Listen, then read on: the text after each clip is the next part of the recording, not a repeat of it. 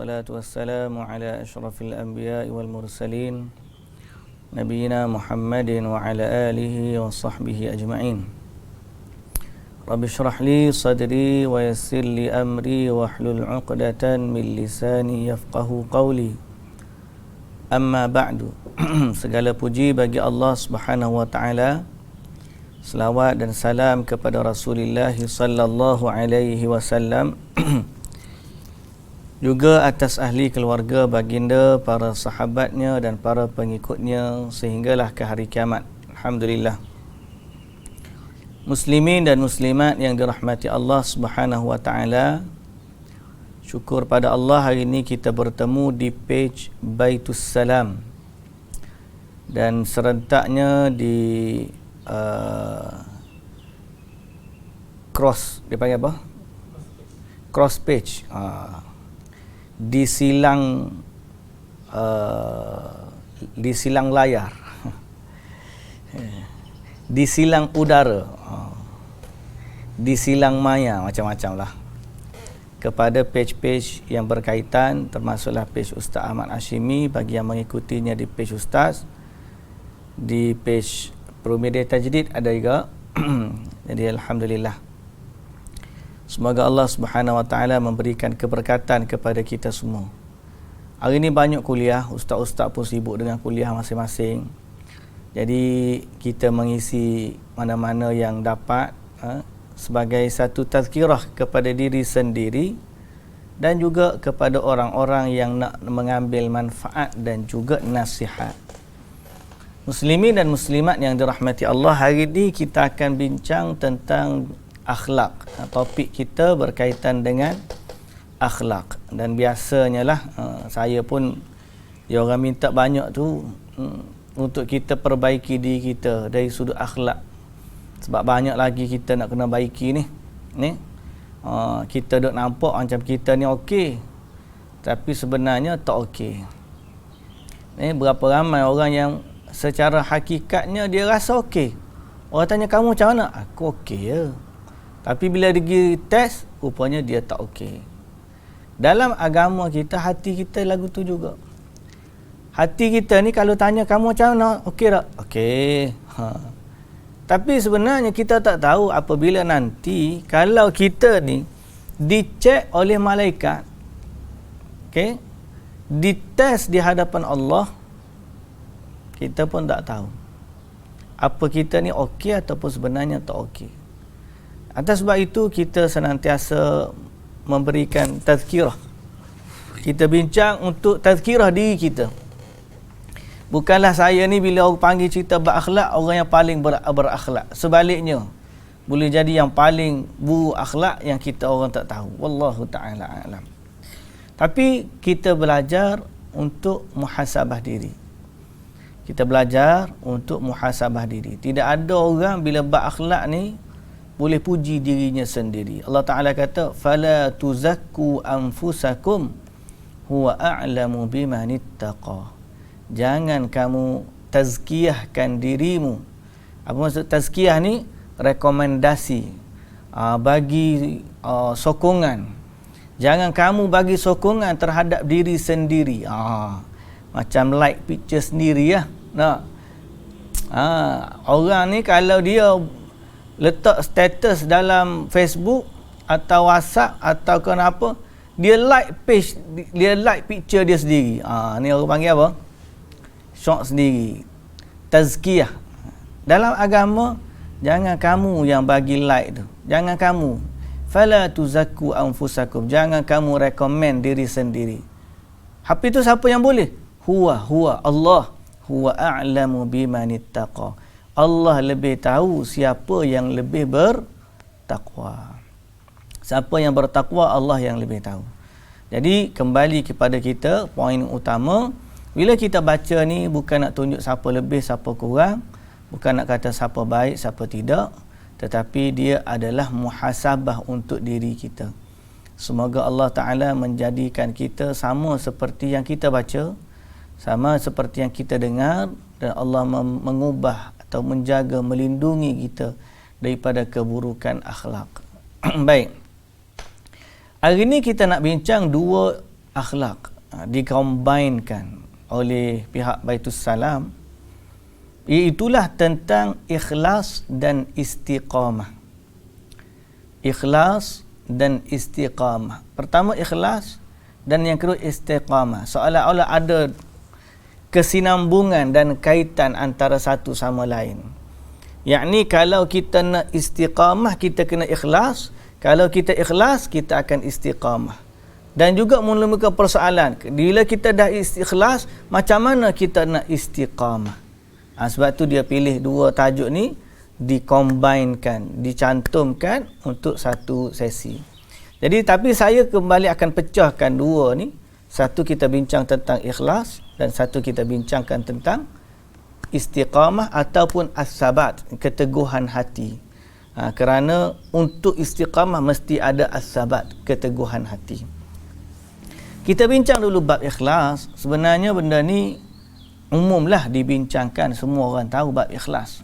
Tapi kita nak muzakarah dan nak mengingatkan diri apa sudut pandang agama, perkataan Quran ada yang mana, hadis ada yang mana, dan sedikit daripada perkataan para ulama berkaitan dengan sifat ikhlas ini. Baik, sesungguhnya prinsip yang paling penting dan paling besar dalam agama Islam adalah mewujudkan keikhlasan bagi Allah dalam semua ibadah. Okay, ini prinsip yang paling utama sekali. Okay. Paling utama dalam Islam adalah ikhlas. Pasal apa ikhlas?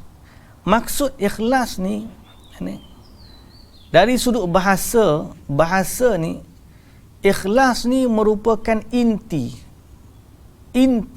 pati, matlamat utama yang paling core dia, apa je, core business kau, tunjang utama sekali. Okay. Ialah maksudnya ikhlas ni adalah inti utama. Jadi dalam kehidupan kita, inti kepada kehidupan kita adalah kerana Allah. Jadi keikhlasan kepada Allah dalam semua ibadah itulah prinsip utama dalam agama kita. Macam mana dipanggil ikhlas tu inti utama? Khulasah. Pernah dengar khulasah? Khulasah ni kesimpulan. Apa maksud kesimpulan? Setelah daripada kita press, kita apa semua, kita ambil inti pati dia. Jadi maknanya yang paling pure, buang daripadanya segala yang tak perlu. Inti ni maknanya dia yang paling utama. Hal lain-lain tu buang. Jadi dari sudut agama ialah engkau tidak mencari seorang pun sebagai saksi atas amalmu selain Allah. Ikhlas ni makna inti daripada ibadat kita tu hanya kerana Allah. Yang lain-lain tu kita buang. Kerana manusia kita buat tolak tepi, kerana harta kita tolak tepi, kerana pangkat tolak tepi, kerana pujian tolak tepi. Nah, kita buat tu kerana Allah. Nama dia ikhlas. Itu makna ikhlas, ya? Ikhlas adalah engkau tidak mencari seorang pun sebagai saksi atas amalmu. Nampak? Kita buat ni, kita tak perlu kepada orang lain tengok, orang lain saksi, tak perlu.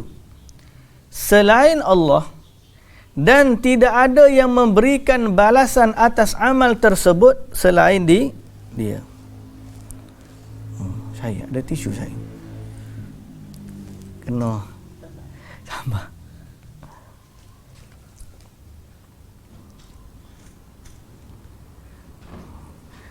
Tangan basuh dah birak. Ini melekat. Genyih mata lepas makan nasi. Itu jadilah gini. Apa dia? Sambal.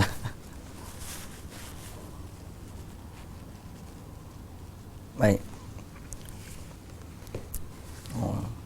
Ni nanti orang kata, baru ngajar keluar air mata dah. Tidak keluar mata tu, tidak ikhlas tu bagi. Ni sebab cabai. Astagfirullah. Baik, cabai tu bahasa Syahir. Saya panggil lada je. Baik. Ikhlas adalah engkau tidak mencari seorang pun sebagai saksi atas amalmu selain Allah. Makna bila kita buat, hanya untuk dilihat oleh Allah. Orang lain tengok, kita tak fikir. Tapi Allah tengok tu macam mana. Dan tidak ada yang memberikan balasan. Kita tak mengharapkan pula balasan dari amalan tersebut, melainkan dari Allah. Melainkan Allah. Jadi ada dua. Waktu kita buat, kita kita tidak mencari seorang pun untuk pandang amalan kita, melainkan Allah. Dan kita harap dari amalan kita itu tidak ada balasan pun selain dari Allah. Ikhlas adalah hakikat agama ini dan kunci dakwahnya para rasul. Semoga Allah memberikan kesejahteraannya kepada mereka. Firman Allah Subhanahu wa taala, "Wa ma umiru illa liya'budullaha mukhlishina lahud-din hunafa wa yuqimus salata wa yu'tuz zakata wa dzalika dinul qayyimah." Padahal mereka tidak disuruh kecuali supaya menyembah Allah dengan memurnikan ketaatan kepadanya dalam menjalankan agama yang lurus, dan supaya mereka mendirikan salat dan menunaikan zakat, dan yang demikian itulah jalan yang lurus. Jadi jelas dalam ayat ni Allah Subhanahu wa taala kata, kita ni pada rasul dan juga sekalian manusia lah, tidak diperintahkan kecuali supaya menyembah Allah dengan mukhlishina lahuddin, memurnikan ketaatan kepadanya. Apa maksud murni di sini? Apa maksud murni di sini? Kecuali supaya menyembah Allah dengan ketaatan kepadanya. Jadi murni di sini maknanya ternafi daripada selain Allah. Okay. Jadi Allah Ta'ala yang suruh kita buat. Maknanya bila kita buat amal, jangan fikir yang lain melainkan Allah. Hari ni kita mengaji kerana Allah, kita kerja kerana Allah. Hal lain mari tu boleh, tapi jangan jadikan dia sebagai sebab. Jadikanlah dia sebagai bonus. Alasan utama kita nak buat hanya kerana Allah. Dan Allah Subhanahu wa taala juga berfirman, "Qulillaha a'budu mukhlishan lahu dini." Katakanlah hanya Allah sahaja yang aku sembah dengan memurnikan ketaatan kepadanya. Jadi makna murni ni suci daripada sesuatu yang merosakkannya. Nama lagi pun murni kan, suci pada sesuatu yang merosakkannya. Baik. Kejap ingat benda satu benda tu ya.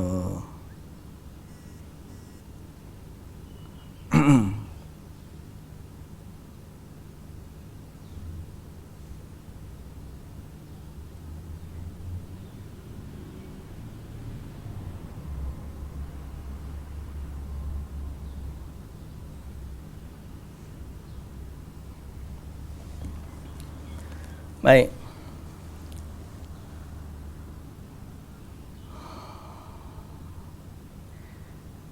Dan Allah Subhanahu wa taala juga berfirman, "Allazi khalaqal mauta wal hayata liyabluwakum ayyukum ahsanu amala wa huwal azizul ghafur."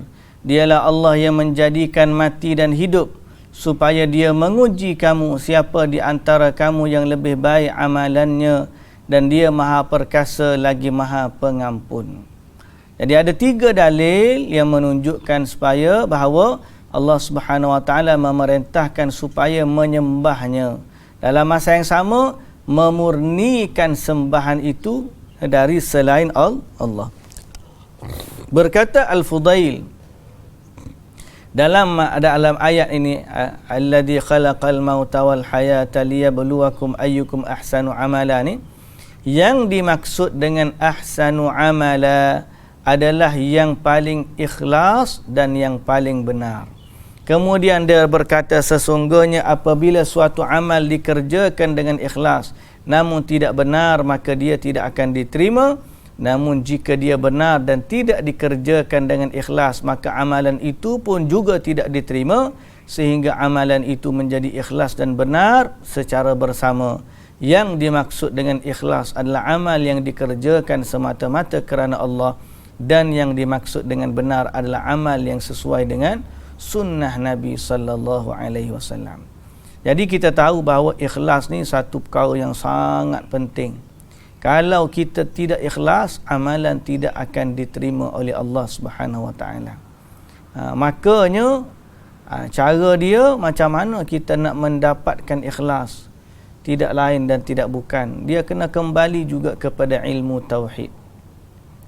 Ilmu tauhid ni makna tidak ada Tuhan yang berhak, tidak ada sesuatu pun yang berhak dari keikhlasan kita, dari tujuan dan matlamat ibadat kita, melainkan Allah Subhanahu wa taala. Kerana dialah yang layak, dialah berhak, selainnya tidak memiliki apa pun. Jadi nak kena pasak dalam diri yang tu senantiasa duduk. Ikhlas ni maknanya hanya Allah. Kalau orang yang meniat dari selain Allah, termasuk dari kebodohan, mengharap sesuatu dari orang yang tidak ada. Bodohlah kita panggil dah. Nah, kita mengharap sesuatu dari yang tidak ada. Kita tahu dah, situ tanah tu tanah kontang, tak boleh nak tumbuh makanan, tak boleh tumbuh pokok. Kita pergi letak benih, kita pergi letak baja, kita letak air, tapi tanah tu pasir, naik turun je. Akhir sekali sia-sia. Pasal benda tu tidak boleh menumbuhkan. Ataupun kita mengharapkan tumbuh daripada jagung yang sudah direbus. Jagung rebus dah, duduk situ tunggu je. Kita siram air, kita letak benih, kita letak baja, kita tanam, nak suruh mengharapkan sesuatu yang tidak boleh tumbuh. Apa orang panggil? Sia-sia. Dia ambil benih hok masak dah, rebus. Apa dia lagi selain daripada tu? Berah lah, kita pergi tabur berah, nak tabur padi, ambil padi nasi yang sudah masak, kita pun tabur. Tabur, kita tunggu, lepas tu tabur. Tu nasi, bukan benih. Nasi ni tidak menumbuhkan. Jadi mengharapkan sesuatu dari sesuatu yang tidak ada, termasuk dari kebodohan. Orang yang belajar tentang ilmu ikhlas, dia akan jaga senantiasa. Pasal apa? Sebab dia mengharap sesuatu dari yang mampu membalasnya. Dan dia tidak mengharap daripada sesuatu yang tidak memiliki apa pun. Tak, apa nak tunjuk ke saya tak boleh bagi apa pun kau. Apa kita nak beramal, nak suruh orang tu tengok, orang ni tengok, orang tu puja ni puji. Dia tak boleh bagi apa pun kepada kita dari amalan, tak ada. Yang kita berharap hanya satu je, yang berkuasa membalas segala amalan kita, itulah Allah Subhanahu wa taala. Tak kisahlah apa orang lain kata pun. Pasal apa? Sebab orang kata-kata A pun tak menambahkan kebaikan, orang kata B pun tidak menambahkan keburukan. Pasal apa? Yang memberikan manfaat dan mudarat, yang membalas kebaikan dan keburukan, hanyalah Allah Subhanahu wa taala. Jadi di situ kita duduk mengharapkan sesuatu dari Allah. Okay? Dan firman Allah Subhanahu wa taala lagi, syara'a lakum minad dini ma wassa bihi Nuhan walladhi awhayna ilayka wa ma wassayna bihi Ibrahim wa Musa wa Isa an aqimud dina wa la tatafarraqu fihi kabura 'alal musyrikina ma tad'uuhum ilayhi Allahu yajtabi ilayhi man yasha wa yahdi ilayhi man yunib. Maksudnya dia telah mensyariatkan bagi kamu tentang apa yang telah diwasiatkannya kepada Nuh, iaitu Allah Ta'ala mensyariatkan bagi Nabi SAW, bagi umat ini, apa yang telah diwasiatkan kepada Nabi Nuh. Walladhi awhayna ilaika wa ma wassayna bihi Ibrahim wa Musa wa Isa dan apa yang telah kami wahyukan kepadamu dan apa yang telah kami wasiatkan kepada Nabi Ibrahim, Nabi Musa dan Isa. Semua ni Allah Ta'ala wasiatkan dan pesan apa? An aqimud dina wa la tatafarraqu fih. Hendaklah kamu tegakkan agama dan janganlah kamu berpecah belah tentangnya. Kabura 'alal musyrikin ma tad'uuhum ilaih. Dan amat berat bagi orang musyrikin agama yang kamu seru mereka kepadanya. Allah menarik kepada agama itu orang yang dikehendakinya dan memberi petunjuk kepada agamanya orang-orang yang kembali kepadanya. Abul Aliyah berkata dia berwasiat kepada mereka agar ikhlas dalam beribadah kepadanya. Jadi ayat ni menunjukkan Allah pesan apabila kita beribadah kepada Allah hanya ikhlas kepada Allah. Tapi tak ada mari hati kita ni dia mari je. Dalam hati ni dia mari je. Kadang-kadang tengah kita baru nak tengah amal, kadang-kadang tengah kita beramal, kadang lepas tu habis kita beramal. Dia mari je. Jadi sebaiknya kita minta doa kepada Allah hilangkan rasa tu daripada kita. Cuma kena senantiasa lawan lah. Kerana Allah antara ujian dia adalah kepada hati kita. Dan syaitan pun nak rosakkan yang ni lah yang paling utama. Kerana ikhlas adalah amalan hati yang paling agung. Ibnul Qayyim rahimahullah berkata, orang yang merenungkan sumber syariat dan asalnya, nescaya dia pasti mengetahui keterikatan amalan anggota dengan amalan hati. Di mana dia, yakni amalan anggota, amalan lahiriah, tidak akan memberikan manfaat apa pun tanpa diiringi, tanpa diiringi dengan amalan hati.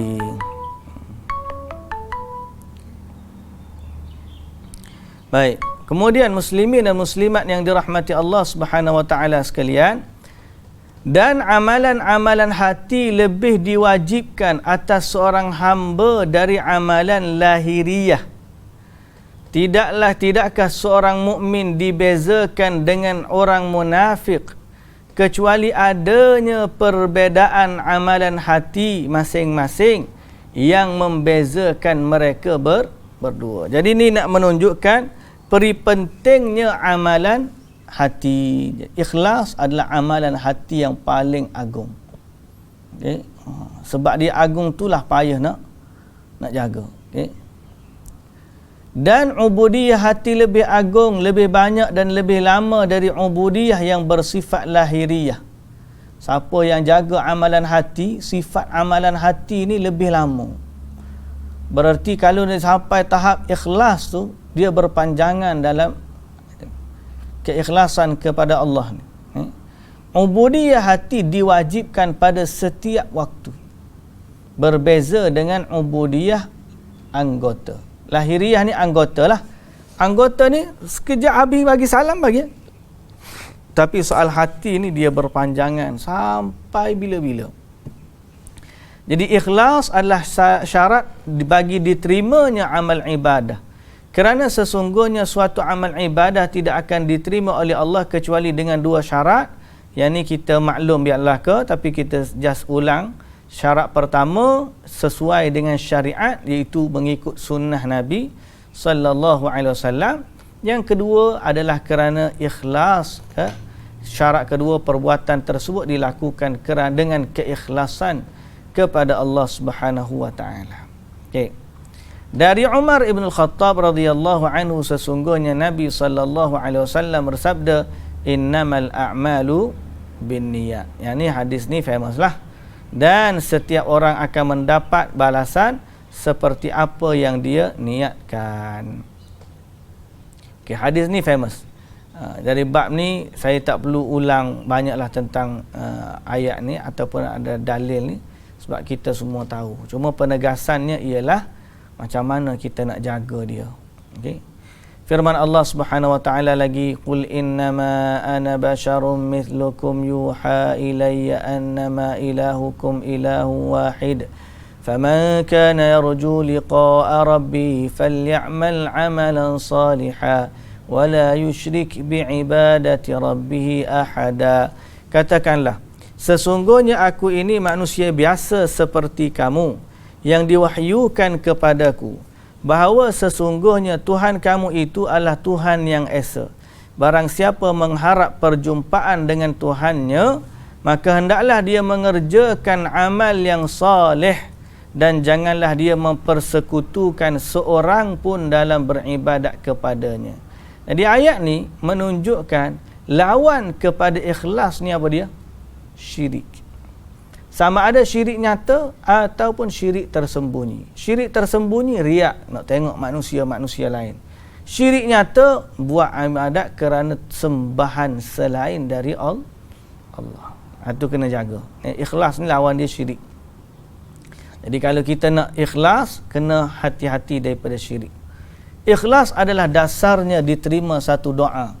Firman Allah Subhanahu wa taala, fad'ullaha mukhlishina lahud-din walau karihal kafirun. Berdoalah kepada Allah ataupun sembahlah Allah dengan memurnikan ibadah kepadanya meskipun orang-orang kafir tidak menyukainya. Jadi kita tahu bahawa ikhlas syarat untuk diterima amal dan syarat untuk diterima doa. Dan hilangnya ikhlas adalah sebab tertolaknya amal ibadah. Ini bahaya dia. Dari Abu Hurairah radhiyallahu anhu bahawa Nabi sallallahu alaihi wasallam bersabda, sesungguhnya orang yang paling pertama akan diadili pada hari kiamat adalah seorang yang mati syahid, maka Allah pun memperkenalkan nikmatnya kepadanya dan dia pun mengetahuinya. Allah bertanya, apa yang engkau perbuat untuk mendapatkan nikmat tersebut? Apa yang kamu dah buat dengan nikmat yang aku bagi tu? Lelaki itu menjawab, aku telah berperang dalam rangka menegakkan kalimahmu sampai mati syahid. Dan Allah membantah lelaki tersebut dengan berkata, engkau telah berdusta. Tetapi engkau berperang agar dikatakan sebagai seorang pemberani. Dan itu telah diikatkan kepadamu atau dikatakan kepadamu. Kemudian diperintahkan untuk diseret ke atas wajahnya sehingga dicampakkan ke dalam api neraka. Sebab apa orang ni tidak mendapat pahala, ganjaran di atas mati syahidnya dia? Kerana dia tidak ikhlas kerana Allah. Orang yang kedua, kemudian seorang lelaki yang menuntut ilmu dan mengajarkannya serta membaca Al-Quran. Maka dia pun didatangkan menghadap Allah untuk memperlihatkan nikmatnya sehingga dia pun mengakuinya. Allah bertanya, apakah yang engkau telah perbuat untuk meraih ataupun untuk membalas nikmat tersebut? Lelaki tersebut menjawab, aku belajar ilmu agama dan mengajarkannya serta membaca Al-Quran semata-mata kerana dirimu. Allah membantah, engkau telah berdusta. Sesungguhnya engkau menimba ilmu agar dikatakan orang yang alim dan membaca Al-Quran agar orang memujimu sebagai qari, yakni orang pandai membaca. Dan itu telah dikatakan bagimu, maka diperintahkanlah malaikat mengeretnya di atas wajahnya sehingga dilemparkan ke dalam api. Padahal amalan dia hebat. Apa dia amalan dia? Ngajar Quran, belajar ilmu, tapi tetap dicampak. Apa masalah dia? Masalah pada hati. Okey. Jadi isu hati ni bukan isu main-main. Isunya halus tapi kesannya besar.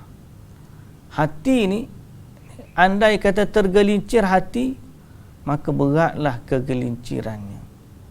Padahal dia hanya benda yang kita tak nampak. Orang semayang baik punya baik, orang mengaji baik punya mengaji, orang berjihad baik punya berjihad, tapi kerana tidak ikhlas, akhirnya amalan tersebut sia-sia. Yang ni yang kita bimbang, yang ni yang kita takut. Okay?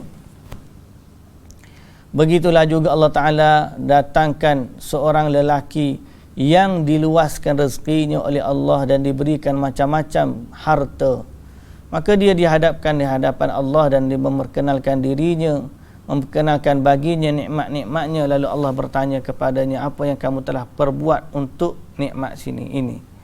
Dia menjawab, tidak ada satu pun jalan yang engkau senangi untuk diinfakkan harta padanya kecuali aku menginfakkan harta padanya kerana dirimu. Hebat amalan.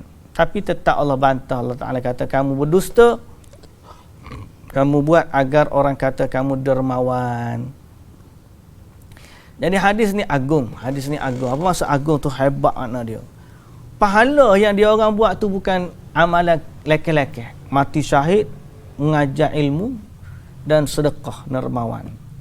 Tapi ketiga-tiga amalan tersebut tidak dapat membawa dia ke syurga. Kerana apa? Kerana niatnya yang tidak ikhlas. Hei, geng.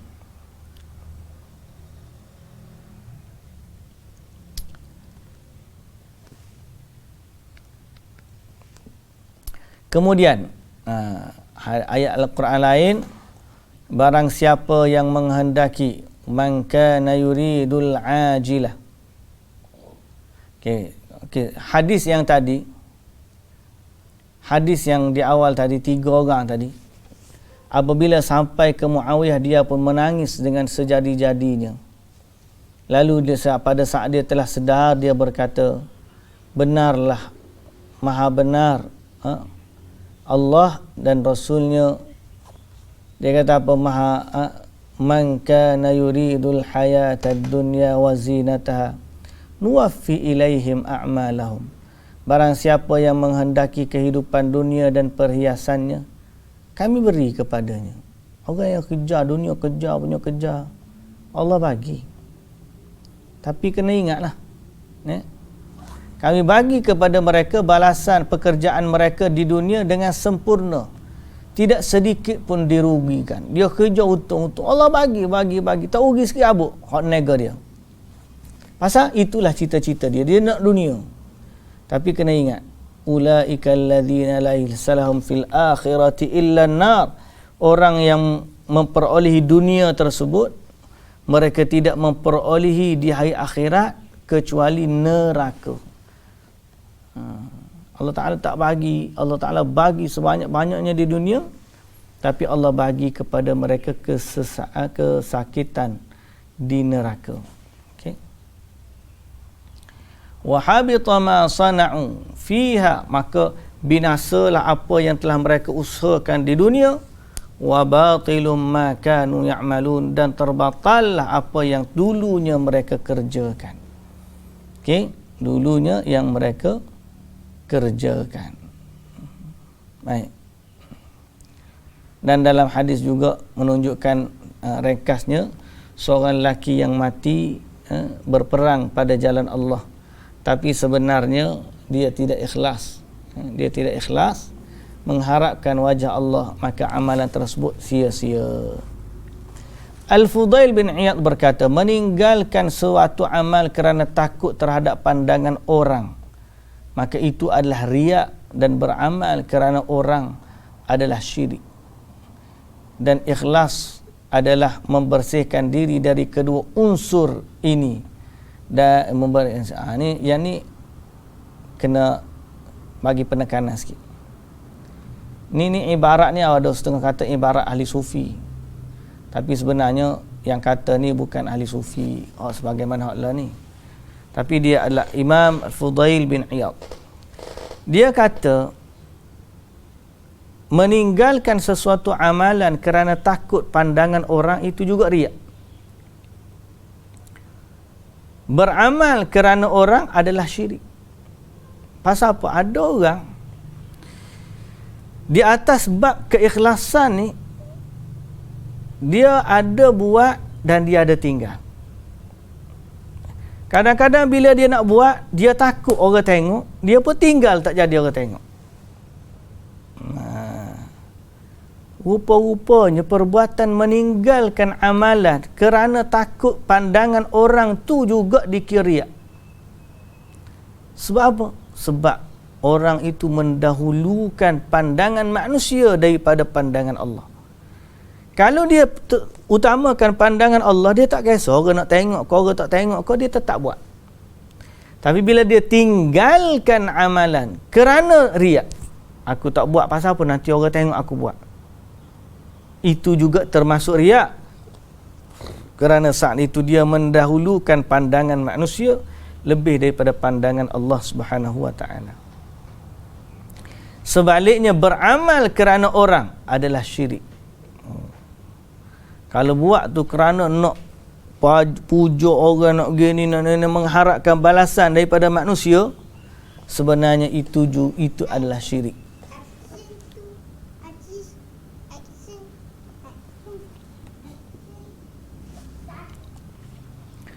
Baik. Jadi ikhlas tu ke tak siap ke? Tak, tu dah siap. Sekarang action dulu. Ikhlas adalah membersihkan diri dari kedua unsur ini. Dari kedua unsur ini, dan dalam sebuah riwayat darinya, ikhlas adalah Allah Subhanahu wa taala menyelamatkanmu darinya. Dikatakan kepada Sahal As-Saturi, Tasturi, apakah yang paling berat dihadapani oleh kamu? Dia kata, paling berat aku nak lawan ialah sikap ikhlas, sebab dia tidak memiliki bahagian padanya. Sufyan Ats-Tsauri berkata, tidak ada sesuatu pun yang paling susah aku ubati yang lebih berat selain niatku, sebab dia selalu berubah pada hatiku. Salah seorang pernah berkata, apabila seorang ikhlas, maka akan terputuslah darinya sikap was-was yang berpanjangan dan riya. Ulama salaf berkata, barang siapa yang sesat dari umurnya, selamat di mana dia bisa ikhlas. Barang siapa yang sesaat dari umurnya, selamat di mana dia bisa ikhlas semata-mata kerana Allah padanya, nescaya dia akan selamat. Hal itu kerana mulianya ikhlas dan sulitnya membersihkan hati dari kotoran ini. Sebab orang yang ikhlas adalah orang yang berbuat tanpa ada motivasi apapun kecuali mencari redha Allah Subhanahu wa taala. Dan segala puji bagi Allah, Tuhan semesta alam. Semoga Allah mencurahkan selawat dan salam kepada Nabi kita Muhammad sallallahu alaihi wasallam. Baik, umumnya kita semua tahu ikhlas adalah amalan hati dan betapa payahnya nak jaga dia. So apa dia metod kita untuk menjaga diri dari merosakkan ikhlas ini? Itu kita akan sebut dalam satu lagi kertas kerja ataupun fail PDF ni. Itulah as-sabat. Ikhlas dah. Tapi orang kata, macam mana Ustaz? Kita ikhlas ni payah. Tahu tak? Hari ni kita ikhlas, esok dak. Mari pula. Hati ni senantiasa ada yang menyerang. Kalau kita baca kitab Adab wa Dawa, hati ni raja duduk dalam istana. Keliling dia ada hulu balang.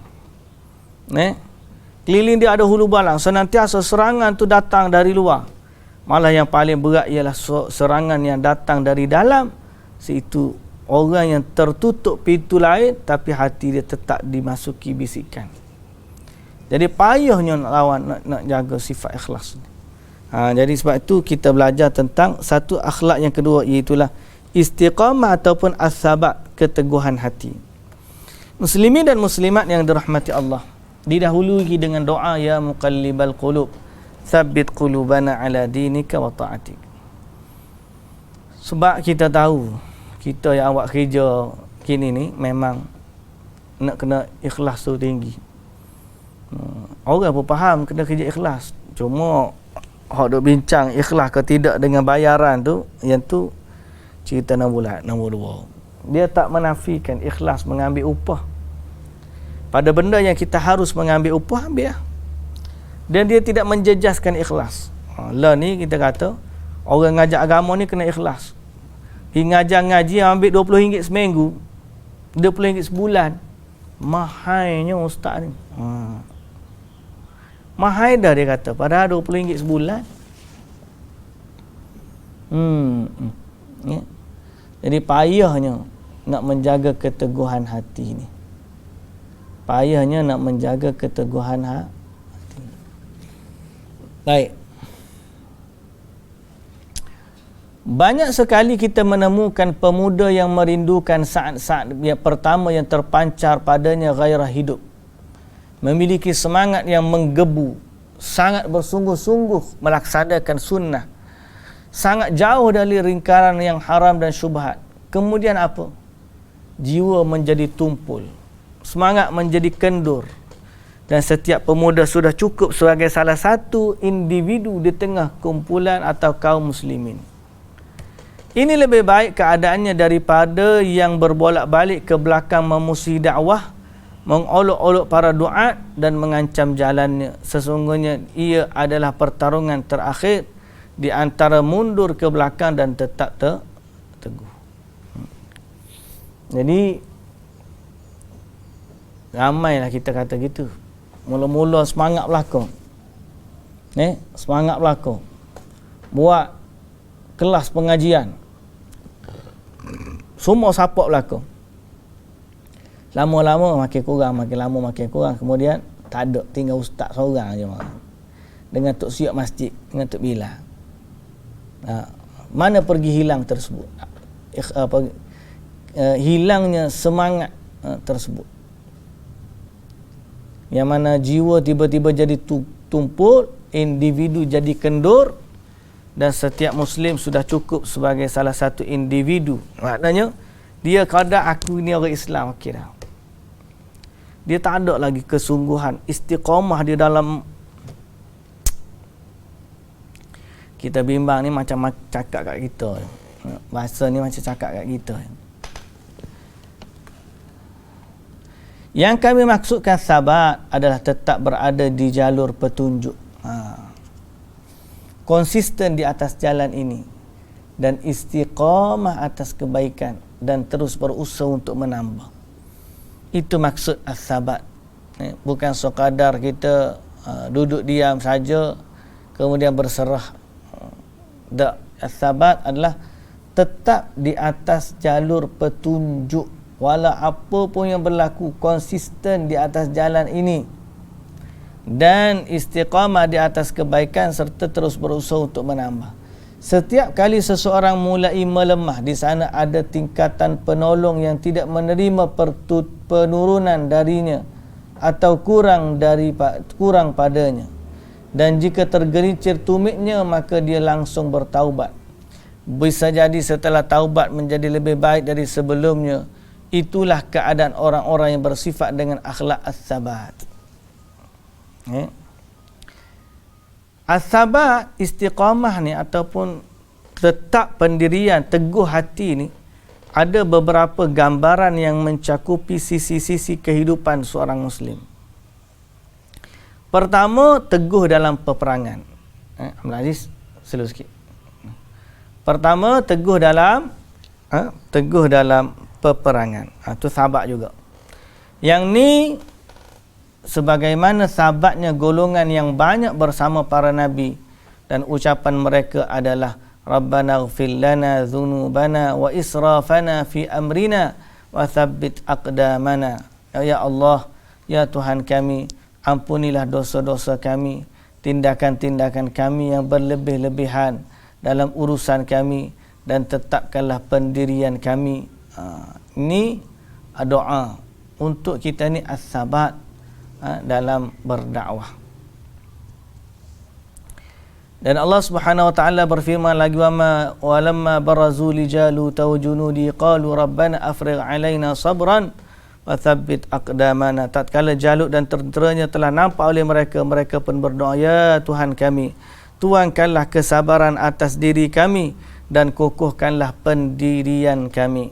Dalam hal itu merupakan bimbingan bagi setiap mukmin agar berlindung kepada Allah secara seraya memohon keteguhan darinya.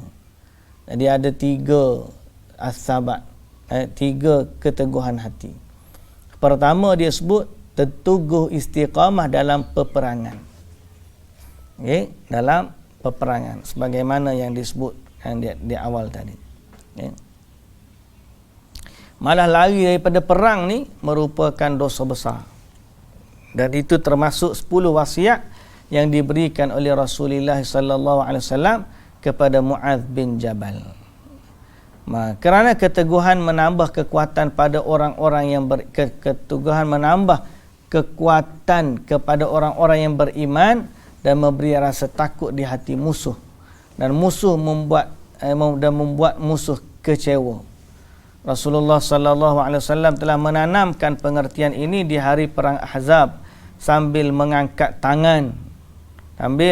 tanah, sedangkan tanah mengotori perutnya.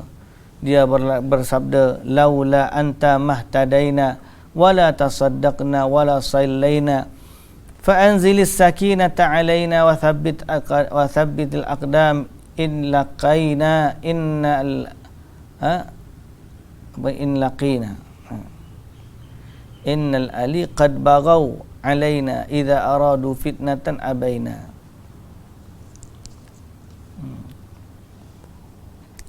Baik.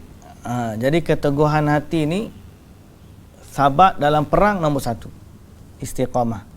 Yang kedua, sabat dalam agama. Yang ni sabat dalam agama ni bab istiqamah, nak tetap macam perang juga. Jangan lari dari medan perang. Ni kita ni tengah lawan dengan hati kita. Jangan lari apabila kita bercakap soal agama. Ni sabat juga, istiqamah. Istiqamah di atas agama. Dan ini yang diajar oleh Nabi sallallahu alaihi wasallam. Nabi banyak berdoa, ya muqallibal qulub tsabbit qulubana ala dinik. Wahai Tuhan yang Maha membolak-balikkan hati, teguhkanlah di atas agamamu. Yang ni banyak situasi yang kita nak kena deal dengannya. Kalau zaman dulu perang, tak lari daripada perang, lari dosa besar. Ni perang tak ada. Ada balas di Facebook dengan balas di WhatsApp je, balas di IG dengan Telegram. Tapi kalau suruh depan-depan nak jetik pun tak berani. Nah, keyboard warrior ni macam-macam dia punya tu. Okey. Tapi zaman ni nak teguh, nak sabat di atas agama. Macam mana? Ramai orang kita tengok masa mula-mula sungguh, lepas tu lama-lama hilang semangat dia. Bukan ramai, majoriti kita boleh kata. Kita sendiri pun ada waktu kita semangat, kemudian mari beberapa waktu sejuk balik, tak berapa nak itu sangat kan. Jadi macam mana? Apa ubat dia? Sabat di atas agama. Sabat di atas agama. Yang ni pertama kena doa lah. Sebagaimana Nabi sallallahu alaihi wasallam sendiri berdoa. Dan yang kedua, kena bertambahkan ilmu akidah, ilmu tentang ketuhanan Allah, kekuasaan Allah, sehingga kita tidak mengharap balasan daripada selain Allah. Yang ni juga tips. Yang kedua ni, mantapkan akidah. Orang yang mantap akidah, dia reti bersyukur. Orang yang tak mantap akidah, dia tak reti bersyukur. Kerana kesyukuran tu bukan sekadar di ucapan terima kasih kita, malah sebaliknya dalam kehidupan kita seluruhnya. Jadi doakan, ya muqallibal qulub tsabbit qulubana ala dinik wa ta'atik. Okey. Kemudian sungguh Rasulullah sallallahu alaihi wasallam merasa khawatir terhadap dirinya dalam menghadapi kaum jahiliyah, bahawa dia bersikap mudahanah, iaitu menjilat, berpura-pura atau lemah. Kerana itu Allah kita berseru Allah kita, yakni Tuhan kita Subhanahu wa taala berseru kepadanya Nabi Muhammad sallallahu alaihi wasallam dengan kurnianya agar dia sallallahu alaihi wasallam memurnikan ketaatannya kepada Allah. Jadi Allah Taala menjadikan hati Nabi sallallahu alaihi wasallam ni dia teguh. Kita pun minta dengan Allah empunya hati kita semua. Okey. Jadi hendaklah para duat berhati-hati saat menghadapi orang zalim dari tergelincirnya pendirian dan goncangnya sikap ketaatan kepada Allah. Ni dalam kes lah ni kita dalam bab agama, lain daripada istiqamah bab agama dalam pengajian, istiqamah pada dasar-dasar kita.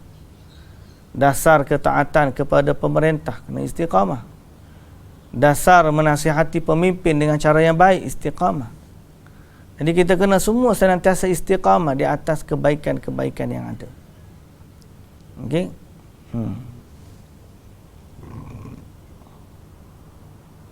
Jadi kita kena perhati. Kita bimbang, kita rasa je kita istiqamah, tapi sebenarnya dalam hati ada yang lain. Lepas tu mudah ke payah nak bersihkan hati daripada unsur. Kecek mudah, cakap mudah je. Bila cakap, boleh. Tapi bila buat, payah. Hudzaifah radhiyallahu anhu mengingatkan para ulama kerana mereka adalah panutan. Lalu dia pun lepas daripada tu, Hudzaifah dia kata, wahai para qari, istiqamahlah. Jika kamu mengambil jalan kanan dan kiri menyimpang dari kebenaran, sesungguhnya kamu telah berada dalam kesesatan yang jauh. Jika kesesatan orang yang berbolak-balik kanan dan kirinya hanya terbatas pada dirinya, nescaya perkaranya ringan. Akan tetapi orang lain terpengaruh dengan kesesatannya. Jadi sabar atau sabar di atas agama. Sabar di atas agama. Di antara saranan ahli kitab dalam mengacaukan barisan kaum muslimin, bahawa mereka berpura-pura masuk Islam, kemudian mereka murtad agar orang lain menjadi murtad bersama mereka. Okey? Jadi nak jaga iman pun payah, nak jaga akhlak pun payah di zaman-zaman akhir zaman ni. Kita ni kepung kiri kanan, tiba-tiba anak kita dapat telefon kawan dia, seluruh negara kawan dia. Dia tak endah-endah dah kepada apa yang ayah dia bagi tahu. Tu bahaya. Okey, itu bahaya. Maka orang yang beruntung adalah orang-orang yang diberikan Allah Azza wa Jalla taufik untuk sabat, diakhiri dengan kebaikan dan wafat saat melakukan amal penghuni syurga, sehingga Allah memberikan keteguhan padanya saat dia ditanya. Kaitan dengan isu sekarang ni pun dalam bab ni, pertama kita semua orang minta husnul khatimah. Sabat di sini sampai kita mati. Yang ni istiqamah sampai mati. Allah Ta'ala kata, wa'bud rabbaka hatta ya'tiyakal yaqin. Sembahlah Tuhanmu sehingga datang kepadamu yakin, yakni kematian. Yakin dan itulah kematian. Okay? Jadi orang yang beruntung ni, dia akan berakhir dengan husnul khatimah. Dan orang yang kufur, dia tak dapat husnul khatimah. Yang untung dan husnul khatimah ni apa dia? Saat dia mati, dia berada dalam amalan yang baik. Amalan yang baik.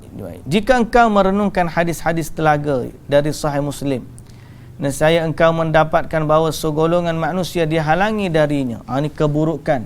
Sifat tidak istiqamah di atas jalan sunnah. Tuan, nak istiqamah ni kena sabar tau. Kita ni, kita ngaji, kita nak apply, kita ngaji tu kadang-kadang ada cabaran tau. Nak tahan istiqamah ni payah. Ramalan ni sebagai contoh lah kita, anak-anak kita. Di sekolah ada je happy birthday. Tiap-tiap minggu birthday. Dalam grup WhatsApp pun cerita birthday. Kita ni orang yang tidak sambut birthday. Bukan setakat tak sambut, kita mengelakkan diri dari mengucapkan tahniah pada perayaan yang tidak sepatutnya dilakukan orang Muslim. Jadi tahniah pun tak, gi pun tak ada. Yang ada ialah as-sabat, kita teguh dalam soal agama. Yang ni payah. Yang ni payah. Jadi kita nak tidak dimodifikasikan. Yang tu jadinya kena sabar. Okey?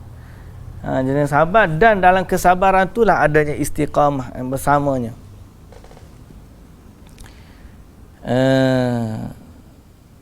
Jadi ringkas ceritanya di kolam, ada Nabi SAW tunggu sahabat-sahabat dan umat dia di kolam Nabi, maka umat dia pun datang minum air daripada kolam Nabi sallallahu alaihi wasallam. Tiba-tiba ada segolongan manusia dihalangi. Rasul tanya, bukankah mereka itu saudaraku? Allah pun dah janji kepada Nabi sallallahu alaihi wasallam bagaimana dia akan selamatkan orang yang beriman. Tiba-tiba anak dia tak beriman. Okay? Maka dikatakan sesungguhnya engkau tidak tahu apa yang mereka perbuat sesudahmu. Kita pun tak tahu macam mana. Maka Rasulullah SAW berdoa atas mereka, jauh suhqan. Ni keburukan orang yang tidak sabat di atas agama yang benar, dan keburukan orang yang tidak berada pada petunjuk Nabi sallallahu alaihi wasallam. Jadi pada satu hari Nabi sallallahu alaihi wasallam menyebut tentang riwayat dia duduk di kolam dia.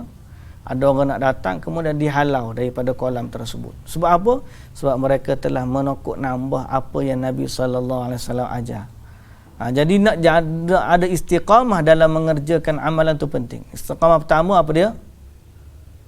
Sabat yang pertama tadi, istiqamah di atas peperangan. Yang kedua, istiqamah di atas ketaatan. Yang ketiga, okay, kemudian dia kata apa dalam ni, banyak kita banyak menemukan doa-doa yang memfokuskan pengertian as-sabat. Dalam doa Nabi banyak ajar supaya kita diberi keteguhan hati ni. Antaranya, Allahumma inni as'aluka ilman imanan la yartad wa na'iman la yanfad. Terkejut. Baik, wa na'iman la yanfad. Dan nikmat yang tidak hilang. Nikmat yang tidak hilang. Ini antara doa istiqamah atau as-sabat. Tadi, ya muqallibal qulub tsabbit qalbi ala dinik. Yani Allahumma inni as'aluka iman la yartad wa na'iman la yanfad. Okey. Dua dah. Yang ketiga, sabat atau istiqamah ni di zaman fitnah. Ni sekarang ni lah. Sabar di atas ujian di zaman fitnah. Kena istiqamah juga. Kita ni nak jaga istiqamah di atas jalan ni seperti orang yang menggenggam bara api. Istiqamah di atas kebenaran, seperti menggenggam bara api.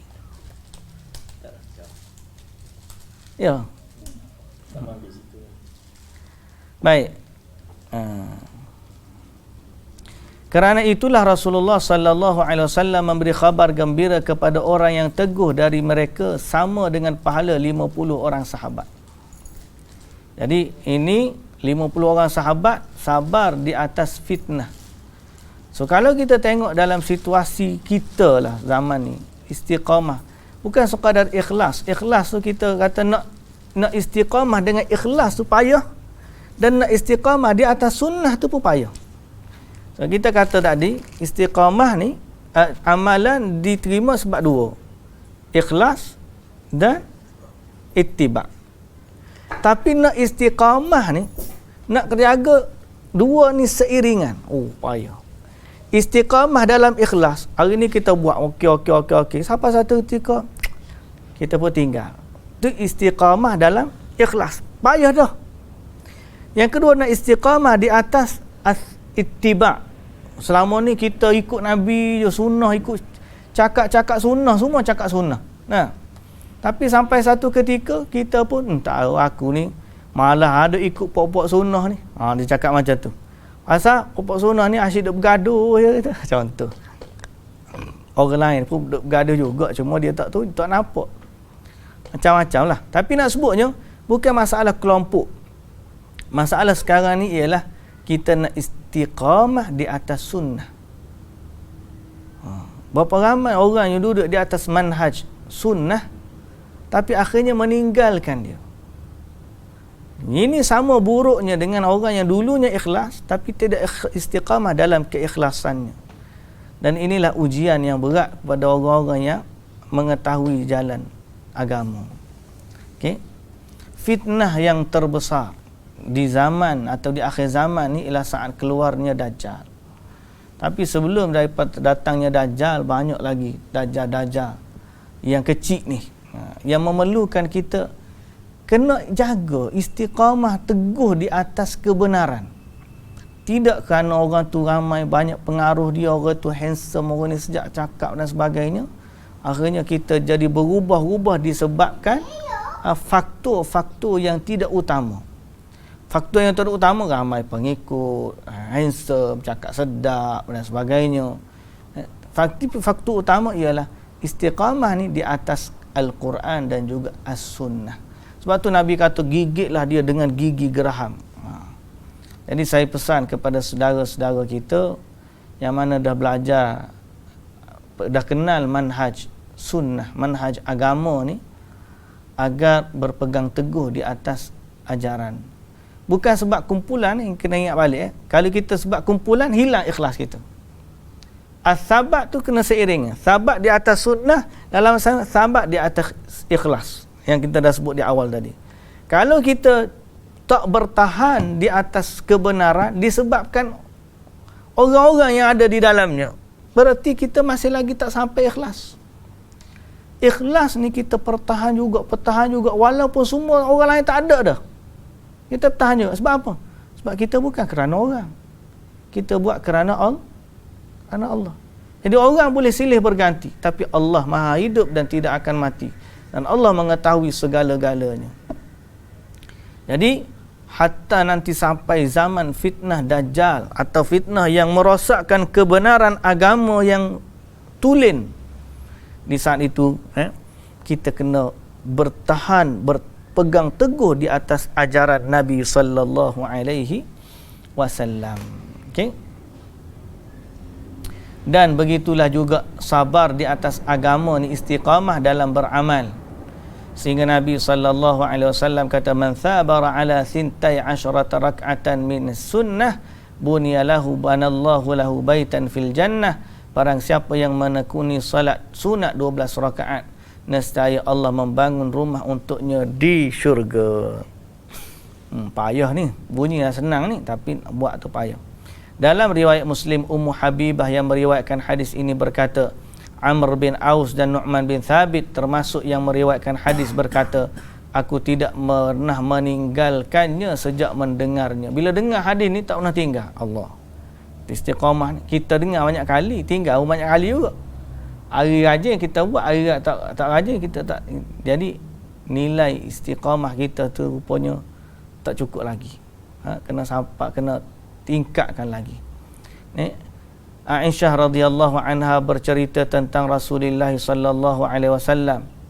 Okey. Iaitulah agama yang paling disukai oleh Nabi sallallahu alaihi wasallam adalah yang ditekuni oleh pelakunya. Ataupun dalam paling disukai oleh Allah adalah yang paling adwamuha, paling lama, paling istiqamah. Wa in qalla, yang paling istiqamah walaupun sedikit. Okay. Dan apabila keluarga Nabi sallallahu alaihi wasallam melakukan satu ibadat, mereka menetapkannya. Nabi ni kalau dia buat satu, dia tak banyak buat satu tapi tetap istiqamah. Okay. Jadi kalau kita ada buat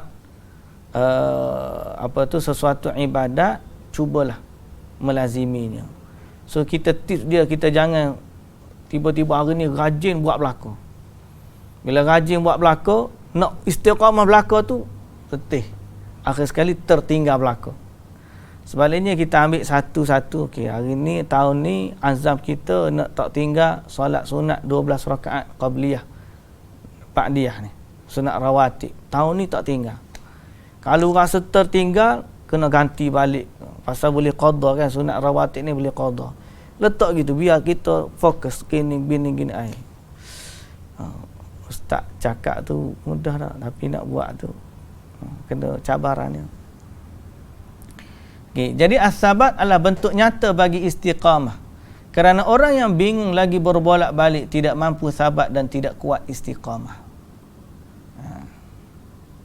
Seorang sahabat berkata, ya Rasulullah, ceritakanlah kepadaku satu amal ibadat yang aku istiqamah atasnya dan mengamalkannya. Maka baginda menjawab dengan yang paling wajib pada waktunya, itu kamu harus hijrah, maka tidak ada bandingnya. Di antara perhatian khusus sahabat terhadap fenomena sabat dalam tingkah laku setiap orang, sesungguhnya Buraidah bin Husayb radhiyallahu anhu menemui Salamah bin Aqwa' yang datang dari desa, dan dia mengira bahawa ia memutuskan hijrahnya ke Madinah dan tinggal di luar kota Madinah. Ia berkata kepadanya, kamu kembali dari hijrahmu wahai Salamah. Salamah berkata, aku berlindung kepada Allah, sesungguhnya aku mendapat izin dari Rasulullah sallallahu alaihi wasallam. Jadi ini pun sama juga, itulah istiqamah dalam beramal. Okey, istiqamah dalam beramal dan istiqamah daripada fitnah, istiqamah di hari-hari fitnah. So kita katakan istiqamah ataupun sahabat teguh hati pertama daripada menghadapi musuh, kemudian teguh hati di atas agama Allah, kemudian kena ada keteguhan hati dalam istiqamah ni, dan kena ada keteguhan hati di zaman-zaman fitnah macam kita lalani lah. Jadi orang yang tidak teguh boleh mengacaukan manusia kerana tidak sabat. Yani habis orang kerana tidak ada keteguhan hati ni, kadang-kadang dia tidak dia boleh mengganggu manusia yang lain. Hakikat iman dan Islam, hakikat Islam adalah iman dan sabat. Baik. Jadi muslimin dan muslimat yang dirahmati Allah, dua doa lah kita ambil hari ni. Pertama, ya muqallibal qulub tsabbit qulubana ala dinik wa ta'atik. Yang kedua, Allahumma inni as'aluka imanan la yartad. Aku minta iman yang tidak imanan la yartad. Mana tadi? Wa na'iman la yanfad, dan nikmat yang tidak akan hilang. Imanan la yartad wa na'iman la yanfad. Aku mohon kepadamu ya Allah, iman yang tidak kembali, yakni tidak murtad, tidak kembali kepada asal. Lah ni kita dah ada keimanan, kita dah ada atas manhaj, kita dah ada panduan agama. Kita minta kita tidak kembali kepada apa yang sebelumnya. Kadang-kadang kita diuji macam-macam. Ada orang share baru ni video seorang homeless dekat mana tu dia? Anda tak tengok video tu? Tak sempat tengok. Dia tengok homeless, tak ada apa. Dia mati mak, dia dulu kerja, kena buang kerja, akhir sekali jadi homeless. So orang tanya dia, apa dia yang paling dia susah waktu dia homeless ni.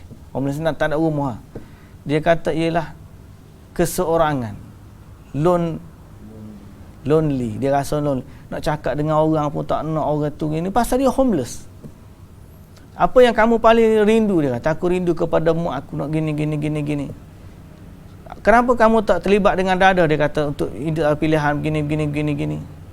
So dia kata, apa yang selama ni menyelamatkan kamu daripada semua ni? Waktu kamu ni, dia kata having faith. Sebab aku ada kepercayaan, keimanan. Rupanya dia orang Islam. Selama dia homeless tu, dia kata yang paling menyelamatkan dia adalah iman. So dia kata Allah tidak pernah mensia-siakan aku. Padahal Allah, dia homeless, tapi dia tak pernah rasa Allah tinggal dia. Yang ni dahsyat. Lepas tu ada seorang daripada jemaah kita, saya pun tengok dia share video tu. Dia kata mula-mula tengok kesian kat orang tu. Di hujung-hujung video tengok kesian kat kita. Pasal apa?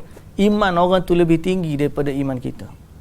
Di saat Allah uji dia, tak ada apa, homeless. Dia kata yang keluar daripada mulut dia, Allah tak pernah tinggal aku.